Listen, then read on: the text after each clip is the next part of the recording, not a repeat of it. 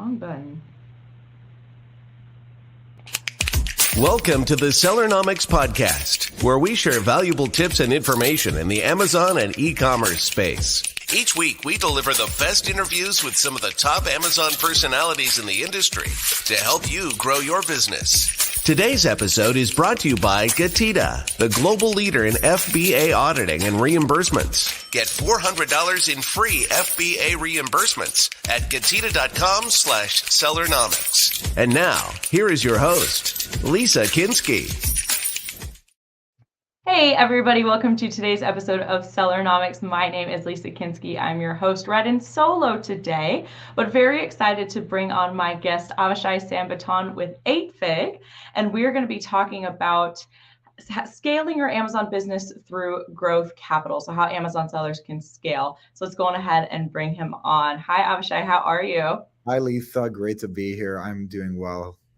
So excited to have you on, dear. And I unfortunately missed you at the Prosper show. I saw the rest of your team. I'm a big fan of 8Fig. Hate we didn't get to connect in person, but maybe next time. You should come down to Austin. We have Amazon Seller event here going on. Oh, I will have to. I'm coming to Austin later in the year, but we'll talk about that later. But let's talk now about growing through growth capital. So let's start a little bit about you to start off with. So what inspired you, or maybe 8Fig, to kind of get involved in the Amazon and e-commerce space? Yeah, so two of our three founders have come from a background of building a company and selling it in the supply chain space. And they kind of understood that there's a real need when it comes to supply chain planning and capital that fits itself to the supply chain. And when they started 8Fig, they had in mind really the average Amazon seller has to deal with, what I would call probably the most important thing: to never stock out, right? You are basically putting on yourself all the time a lot of pressure to always have the manufacturer on time, to get that container out and ship it from mainland China or from wherever you're shipping it. Making sure that it gets imported, that you pass customs, that it pushes all the way to the Amazon distribution center. And sometimes when you're really trying hard and making sure that everything's going to be just on point, life happens. And there was a lot of people that their supply chain had to basically adapt. And what is beautiful about the product that the founders here built in 8Fig was that they built a technology product that allows people to really adapt their supply chain and to use growth capital to kind of fuel the growth throughout a time of uncertainty with the supply chain. And I was very passionate to join the company, knowing that behind every e-commerce store on Amazon, there is an entrepreneur. And one of the things that I wanted to be involved with is to work with entrepreneurs. Awesome. And how long have you been with 8Fig? So I joined 8Fig around a year and a half ago. It was really kind of it felt to me like a match made in heaven. So I come from a very strong entrepreneurial background. I've done an episode with you in the past, talked a bit about that, and meeting our CEO, who has multiple experiences as a founder, as a co-founder, as a CEO. I just felt that this was a strong team to join, and joined around 17 months ago and never looked back since.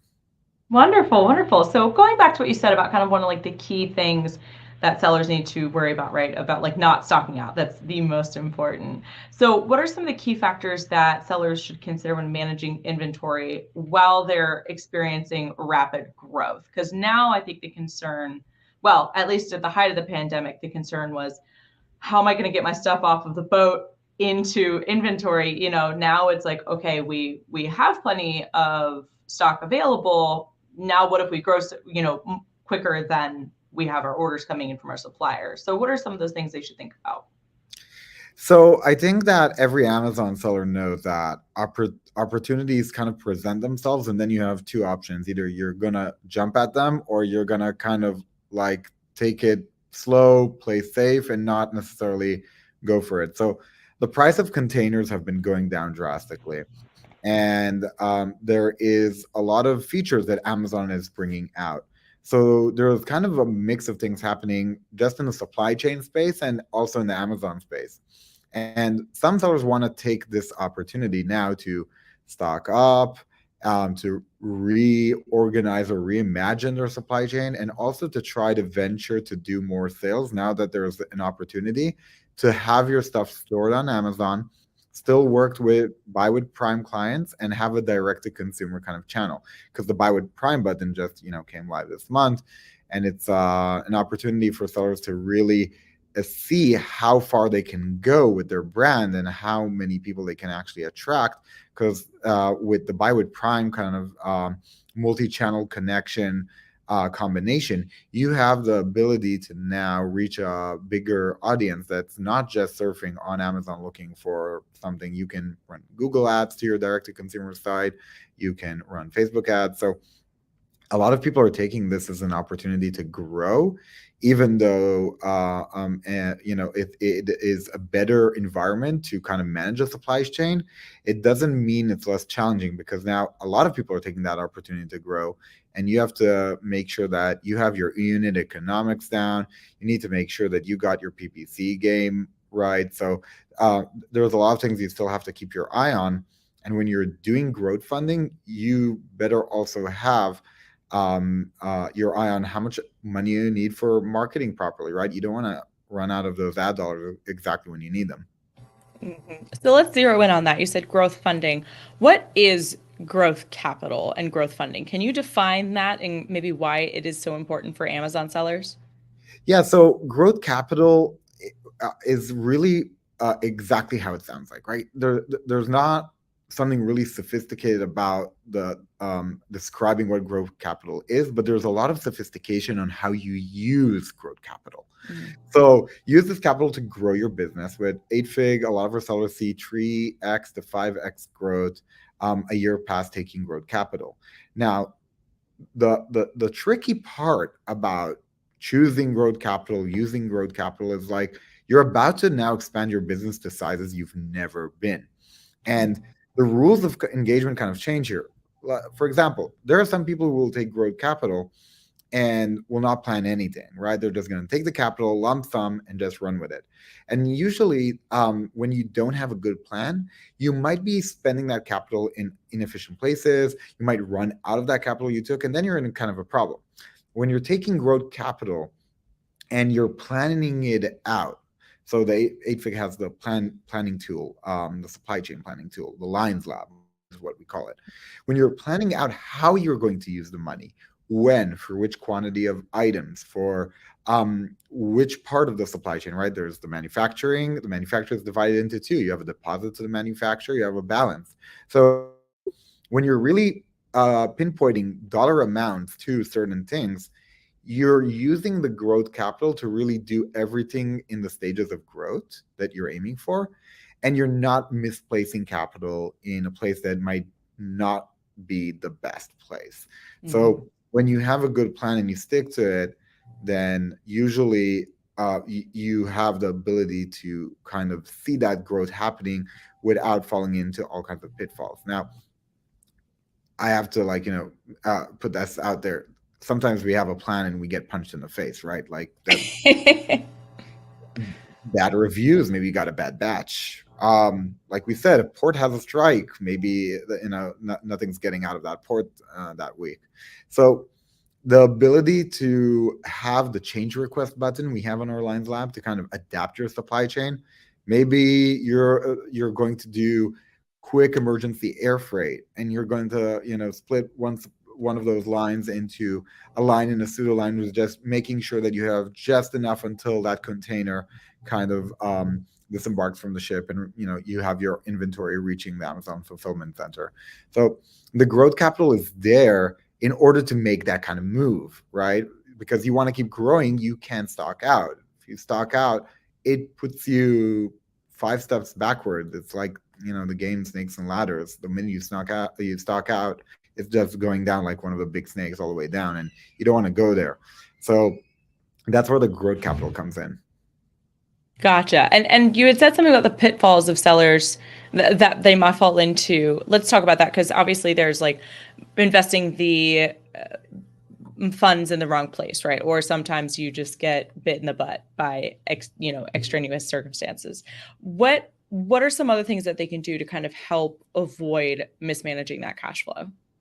So cash flow management is not a sexy topic, right? But if you can actually go head on into cash flow and to try to understand it and to try to kind of work on kind of building a situation where you know how much money you have in every day of the year, that's where good things start happening to your business, because the pitfalls are only really bad when you're not prepared for any kind of pitfall. But if your plan has kind of a model where I know that throughout the year there's going to be two pitfalls, I'm not sure how to call them, but I know I need at least 15 or 20 or 25% buffer of the most important resource when bad things happen, more cash. So growth capital is not just there so you can run with the growth capital dollar to dollar, the amount I'm taking to the amount I need. You actually can take that on top of already cash you have, and that's really how you grow. Like when the situations that happen where you're actually supposed to go backwards, you're managing to stay stable and to move from there and to grow stronger. Very, very interesting. Yeah, I know it's people are like, I always think about that about supply chain too. Like, it's not like a sexy topic. It's like, yeah, but it's the bones of what your business is built on so that you can do all the sexy stuff, right? So we're going to take a quick break here from our sponsor, and then we'll come back and we will continue to talk about how sellers can grow through growth capital. So after this very short break. Today's episode is brought to you by GETIDA, the global leader in FBA auditing and reimbursements. Get $400 in free FBA reimbursements at GETIDA.com/Sellernomics. All right, you guys, be sure to head over to GETIDA.com/Sellernomics. Get that first 400 in FBA reimbursements free. Again, I'm here with Avishai with 8Fig, talking about how Amazon sellers can scale their businesses through growth capital. So let's talk now about maybe some strategies for differentiating products from others in their niche, right? How can you make your product stand out so that you have the growth to need growth capital? Yeah, so we see a lot of sellers at 8Fig, and we kind of have this like wide angle view, and we're able to kind of see what differentiates the sellers that are really, pushing the envelope from the sellers that are struggling. And one of the things that's important is to always like invest in, research and development. And one of the great things we see the sellers that are already established, they take growth capital and they put it behind their working products, right? Because they already have like kind of a way to create these models and predictions of how much sales they're going to have. And they use also our platform to kind of for a sanity check to see how much we're predicting with our AI prediction. And once they have that in place, then they have the peace of mind to take whatever cash they were already having before they took growth capital to start spending that on R&D. And why you should spend on R&D on Amazon is, there's so many people talking about this online, but this is my specific take. It seems that Amazon is probably one of the best places to kind of test the waters for products, right? There's a lot of DTC brands that we see that if they don't go through a testing period, they sometimes have a great brand, but they don't have much customer feedback around the products they're launching. And then they get into developing products that don't necessarily, let's say, fly to the moon. And on Amazon, you have this ability to use a strategy called Vine on the advertising tab. And you can actually send out to a few people free and get their reviews, and you can get very valuable feedback and develop your R&D further. So what you can basically do is iterations of the product, and right, you have that ASIN online, and that ASIN just keeps gathering reviews, but you kind of improve your product over time, right? Like you're going to do the second batch with a few tweaks, and the third batch with maybe a better packaging. So you're going through these iteration periods. And what's great about doing this on Amazon is that through the iteration periods, you can see if the reviews are improving. You can see if people are actually responding to these iterations. And that is very powerful it's very powerful for every e-commerce brand to kind of know if they are on a trajectory of improving their product qualities, especially when it's a new product that, if you're developing something that's a take on something that existed and it's kind of new, or it's something that never existed. This is exactly the kind of playground you want to play with new products. When you're on Shopify, DTC, BigCommerce, stuff like that, it's very hard to launch something and to go through these iterations fast. So I highly recommend investing in R&D, because it is actually easier to do this on Amazon than any other platform, and to actually develop really good high quality products through that ecosystem that is very forgiving, right? Like the Vine program, people know that they're getting these products for free to give really good hands-on advice. And a lot of times when you'll do these Vine programs, you're not just going to get a review, you're going to get like 8-9 photos with each review. And that is like really great, because a lot of times people do order from the manufacturer, send it all the way to the Amazon distribution center, and never see the product in transit at any point. So very important stuff to invest in R&D, and especially to launch on Amazon after doing that. And the Vine program, correct me if I'm wrong, to be an authorized reviewer, so essentially the consumer of the product, that is invitation only. And to be a business whose product is eligible to be on Vine, that is also invitation only. I remember they made some changes to Vine not long ago. Can you speak to those? Yeah, so in terms of the reviewers, I'm actually not really aware, because I come from the business side and I talk to the sellers. But I can tell you from the sellers right now, what they're telling me is that right now is actually a good time to do this. The program kind of changed. You send the product out for free. People claim it because it doesn't cost money. So you really get this process done fast. Usually between 5 to 10 days, you're going to start seeing the reviews pour in. And what's really nice is that you can actually have the opportunity, when you do get the bad review, you can actually send back a message and ask, what was wrong? Can you elaborate? Because there's always 1 or 2 defects in every batch, right? And you want to understand what led to that defect. And in terms of the cost of it, so for every ASIN you're going to submit, you're going to pay $200, I think. If the number changes past we record this, apologies. Right now, for 1 month, I know they give a 50% off to $100. And so if anybody's watching this, I think until April 15th is a good time to do it. And another thing to take into account when you're doing these Vines is that you should do them as early as possible, because you get to send out 30, and the maximum reviews you can also get is 30. So if you ever sent a Vine while you had already 7 reviews, you can send out 30, but they're only going to gather 23 reviews. So that's another thing to take into account. So I hope I kind of covered the Vine situation. And maybe one cherry on the topping, I think they just opened it now to up to 200 ASINs in a lifetime of a seller. So that is big. So it allows sellers that have much more kind of ASINs to give it a go, especially if they had some products that never really moved, because the chicken and egg situation of do I need reviews before I start, actually doing the PPC and selling it? Should I start PPC until I start getting reviews? A lot of sellers get caught up in this chicken and egg situation. Vine is a great kind of way of saying, okay, I'm just giving that inventory out, probably going to get a few reviews and get the ball rolling. So that's all I know for Vine right now. No, definitely more info than I certainly had before we started the episode. So appreciate that. And I assume also it's for brand registered brands. That's a perk of being brand registered to be able to use Vine. Indeed. Yeah. Okay, great. I have yet to find a reason to not be brand registered, to be honest. So that's definitely great for R&D. Like you said, it's a great place, Amazon is, to test a product market fit, be sure that what you have is actually going to sell. What are some of the other tools that someone who's starting their Amazon store could use to help them be successful in the beginning, and then maybe even to help them grow? Well, GETIDA one. Thank you for that. Yes, please sign up for GETIDA Sellernomics. Yeah. So look, it's a no-brainer, right? And I'm advocating for your product here because it is what it is. You basically have nothing to lose, everything to gain.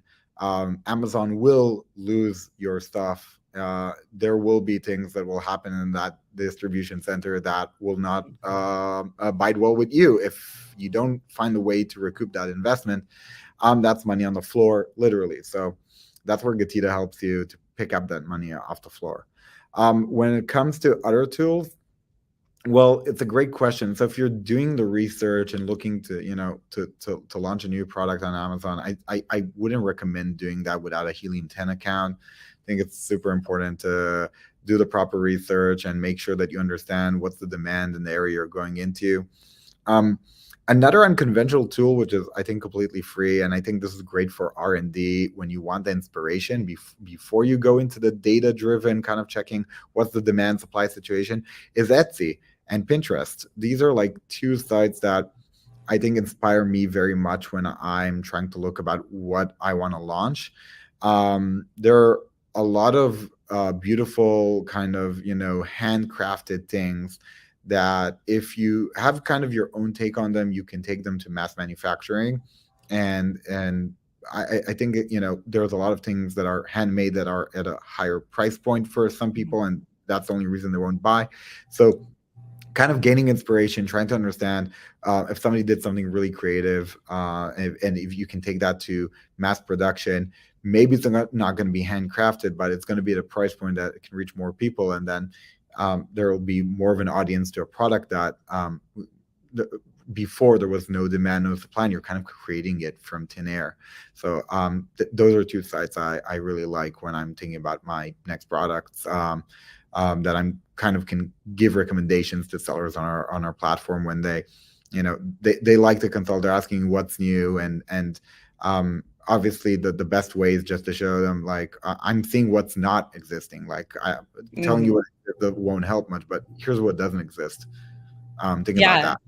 Exactly. There was another guest of ours, and I forget who it was now, a woman that we spoke with also recommended launching a brand on Etsy. I thought that was a very unique take, because if I remember correctly, when Etsy first started, it did have to be like handmade artisan goods. And now they've, changed their rules and guidelines as the industry has changed, of course, but it's a unique jumping off point. So what about when sellers are trying to get to that next level? Maybe they're at a position of growth, they need some capital. What are some of the tools and software that they could use to kind of get from that like 2 to 10 million, or 10 to 20? So yeah, obviously shameless plug. I think when you want to get to next level, 8Fig is exactly what you need. People at the advanced level will use an Excel sheet to do the Gantt chart of their supply chain. And it is not easy on the eyes. It is a terrible experience, and it does not move like a software as a service. When you use the 8Fig platform, it kind of feels very intuitive. It was built for the supply chain, so it has its very kind of narrow features, but those features are exactly what you need as a seller, right? It's not an Excel spreadsheet. You can't do everything on it, but you can do everything you need as an e-commerce seller, and that's exactly what we're talking about. In terms of kind of more advanced tools, I think that if we're talking about like PPC advertising, you have the DSPs that are on the Amazon ecosystem. In terms of tools, I know that there's a lot of also agencies that are building their own tools, and I don't want to mention one or the other specific, because there's so many great ones out there. I think that it really depends also on what you're selling, right? If you are a seasonal seller or you're all year round seller, you might want to use different tools. If you are sensitive to price changes with your competitors, then there might be a very specific tool for you.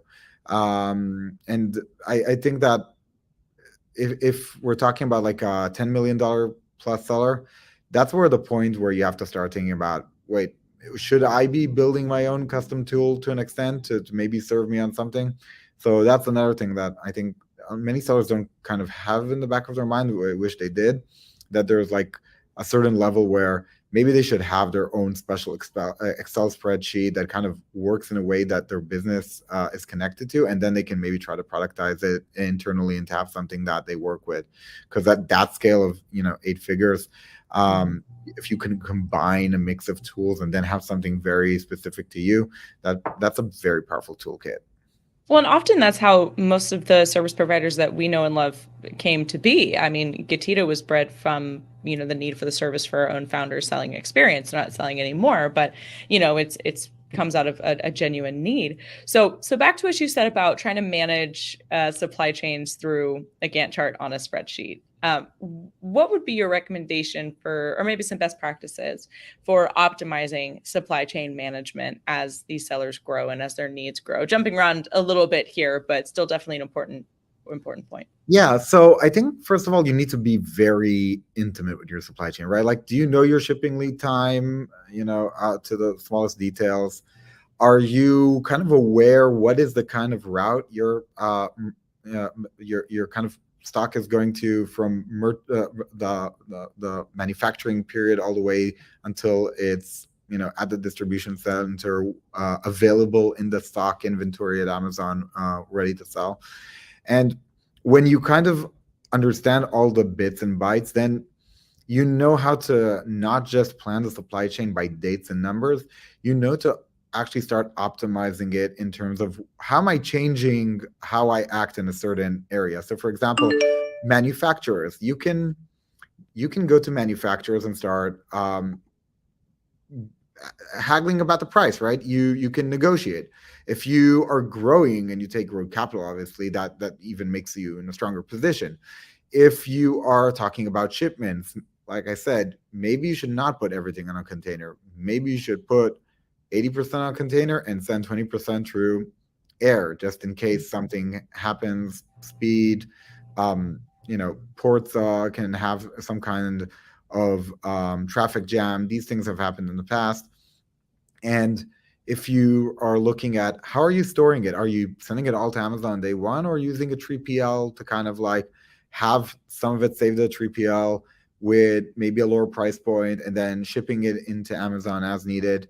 Those are the small tweaks you can do when you start drilling into each part of the supply chain. And even the question around a container, do you send through a regular shipping company, or do you use some freight forwarder service, or do you actually use the Amazon service to ship a container, right? So there are all these decision intersections that you have to like kind of navigate on each part of the supply chain. Mm-hmm. Absolutely. And as you were speaking about traffic jams at ports and everything, do you remember when the boat was stuck sideways in the canal? That was just a hilarious thing. That it wasn't hilarious, but looking back now, it's comical. Hundreds of billions of dollars of damage to economies. Right. But it's like, because a boat got stuck. That's so funny. Well, I think we're going to take one more quick break, hear a message from our sponsors, and then I want to learn more about 8Fig specifically, the kind of sellers that you guys are working with, what you guys can help them do. So we'll jump into that right after this message. Today's episode is brought to you by GETIDA, the global leader in FBA auditing and reimbursements. Get $400 in free FBA reimbursements at GETIDA.com/Sellernomics. All right, you guys. So again, GETIDA.com/Sellernomics. Avishai, tell me more about 8Fig specifically. I know your team. I love your team, but our listeners might not know you guys or what you do. So let's bring them up to speed. And I know my team loves all you guys, and not pass on an opportunity to take tons of selfies with Rob. So, right. 8Fig was born by entrepreneurs, and it is a company for entrepreneurs, the e-commerce entrepreneurs. And the whole idea behind the company is to really help e-commerce sellers navigate growth with a supply chain that is built perfectly to support that growth. So it's a technology company that our main product is funding. So our tech is free. You can sign up to our Lines Lab at no cost, and you can start planning out your supply chain. And once you have it all planned out, instead of in Excel, you can actually ask funding for it. And the beautiful thing is that when you connect your store to 8Fig, we actually do all kinds of assessments to see, is your supply chain really that optimized? Is it really living up to its potential? And we will offer also suggestions on how to run that supply chain maybe a bit differently if we see an opportunity to do that. And that's all done through technology, right? So our sellers are kind of divided. We have 50% of our sellers are really marketplace sellers. Amazon is the leading marketplace, and we have mostly Amazon sellers there. And we have in the direct-to-consumer bucket, which is also 50% of our sellers, we have mostly Shopify sellers. And in both scenarios, we're working with people who have a supply chain, people who do manufacturing, and people who are really looking to grow their business, and the name 8Fig out of 8 figures, looking to get to that scale. Mm-hmm. So one of the things that I'm really excited is that we get a lot of late 6-figure sellers, people between 500K to 1 million, and we get 7-figure sellers anywhere between $1 to $5 million in sales. And when they're working with growth capital, the kind of that 8Fig provides, they can actually try to grow their business 2x, 3x, even 4x in a year's span. And that is something that is not really available out there, because most classical financial institutions don't want to hear anything about their supply chain. They want to do a old school DD that they've been doing for 40 years. They want to check your FICO score and all kinds of things that have nothing to do with you as a seller, as an entrepreneur, as an operator who has a great track record and maybe has like a really killer ASIN that has like 5,000 reviews and you're top 3 in the category that you're selling in. The classical banker that has no knowledge about that, but that's what we look at when we kind of look at a seller kind of 360 on everything they're doing and making decisions on what to suggest in the supply chain so you can get the best funding for the best plan. Perfect. Yeah, looking at things more holistically. And we'll have to have you on, show us what you got to give a demo of that tool, the Lion Labs tool, because that would be really exciting to show folks how that works. If you guys are up definitely. To it. I'm going to hold you up to that. Oh, for sure. We'll book it after this. So listeners, stay tuned, come back. But where can folks learn more about 8Fig if they're interested in working with you guys? Where can they get in touch? So it's 8fig.co, 8fig.co. And if you want to email us, it's at grow@8fig.co. You can DM us on all the socials. And if you want to just ask, me personally questions about 8Fig, feel free to DM me. It's Avishai Sam Bitton on most of the socials. It's not hard to find. And we love engaging with the e-commerce seller ecosystem. And like you said, you meet our team in events. We're at all the events, and we're always looking forward to have FaceTime with the sellers. So when we get those DMs, we're more than happy, no matter what the channel, no matter what the question, to engage.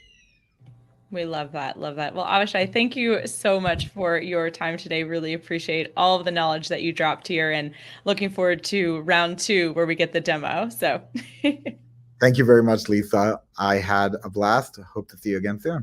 Hope to see you too. And thank you everybody for tuning in. We will see you on the next one. Thanks for joining us this week on the Sellernomics Podcast. Special thanks to our sponsor, GETIDA. Did you know that Amazon probably owes you money for FBA reimbursements? Get $400 in free FBA reimbursements at GETIDA.com/Sellernomics. Be sure to join us again next week for more great tips on how to grow your business. And thanks again for listening.